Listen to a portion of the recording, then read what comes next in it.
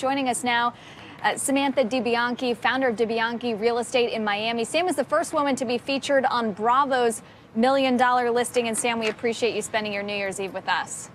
Thank you for having me. Happy New Year's.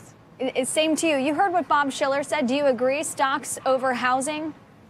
You know, I heard that, but I also heard that it's also good if you have a plan. And I think that's the main point. In real estate, you have to have a plan. So, for example, I bought my house a few months ago for $550,000. Now homes in my neighborhood are selling for $750,000. That's something that you can't find in the stock market. I mean, unless, correct me if I'm wrong on that. Well, unless you're in Tesla or, one of those things. Right. But, and that brings up the point. I mean, the old cliche is it's not a stock market, it's a market of stocks. And the same thing is in real estate. It's all local. It's very specific. Right? Exactly. It's very local. It's very specific. You do have to have a plan. You have to map out, can I actually afford the home?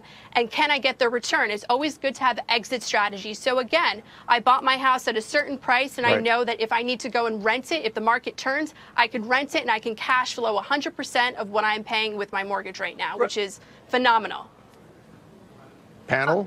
Oh, I've got a couple things to say here. The first is I think that was part of the pickle that folks got into when we got into the housing bubble, is this idea of looking at their real estate and their home as an investment. So I think it is important to have a plan, but I wonder if the way you approach it shouldn't be different. Instead of looking at it as something that you're going to, make money on, something that you're going to actually get your money back out of. I just wonder how much the way to approach your house as an investment has changed post-housing bubble, and what your thoughts are on that.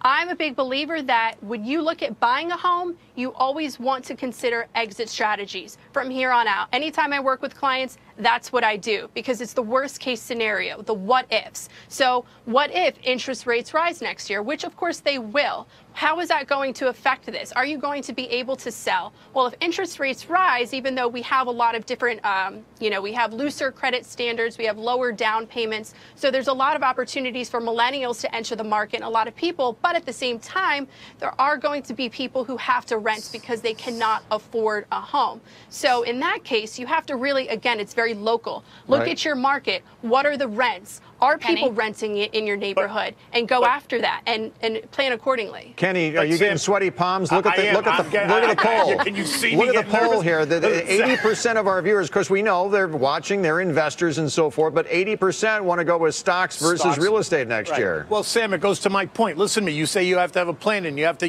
think ahead. But listen, you said it yourself. If rates go up next year, typically it's going to put pressure on prices. So if you're buying a house this year thinking you're going to flip it a year from now, that may not happen so quickly, because if rates rise and then you see kind of people pull back, housing prices will adjust, and they'll adjust lower. And so I think when you buy a house, you have to have a much longer term outlook in terms of how long you're going to be there. You're going to be there 5 years, 10 years. What are you doing? You're raising a family. You're not jumping in and out.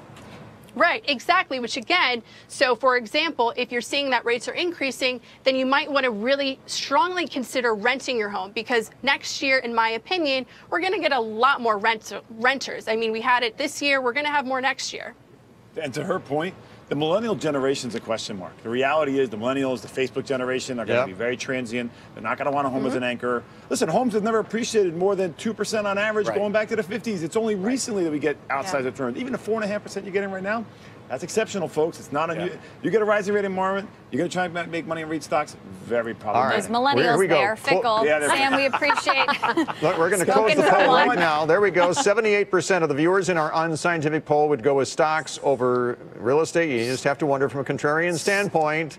Stocks are more liquid, Keep the hope there, Sam DeBianchi. Don't give up.